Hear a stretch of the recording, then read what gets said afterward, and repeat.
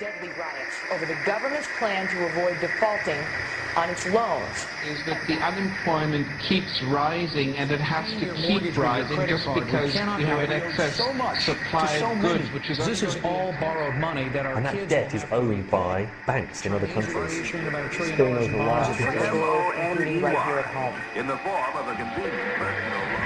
A filter cigarette that delivers the taste, and 45 malt liquor. Are you hot? Quite some time ago, by a second, America is sponsoring I first learned it from my grandmother. Now, my grandmother was a wonderful person. She taught me how to play the game Monopoly. She understood that the name of the game is to acquire. She would accumulate everything she could, and eventually she became the master of the board. And then she would always say the same thing to me. She'd look at me and she'd say, "One day, you'll learn to play the game." One summer, I played Monopoly almost every day, all day long. And that summer, I learned to play the game. I came to understand the only way to win is to make a total commitment to acquisition. I came to understand that money and possessions, that's the way that you keep score. And by the end of that summer, I was more ruthless than my grandmother. I was ready to bend the rules if I had to win that game. And I sat down with her to play that fall.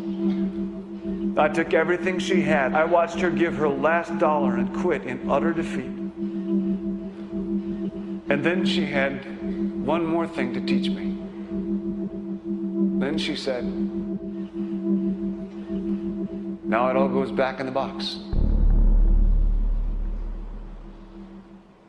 All those houses and hotels, all the railroads and utility companies, all that property and all that wonderful money. Now it all goes back in the box. None of it was really yours. You got all heated up about it for a while. But it was around a long time before you sat down at the board. And it will be here after you're gone. Players come and players go.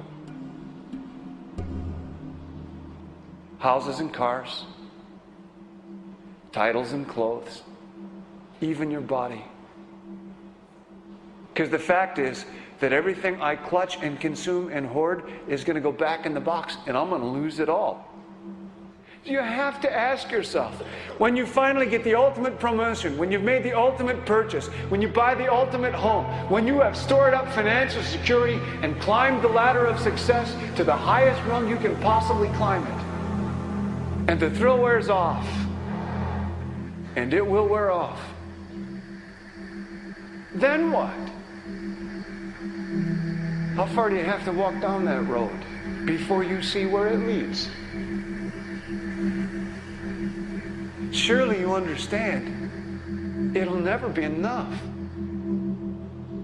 So you have to ask yourself the question, what matters?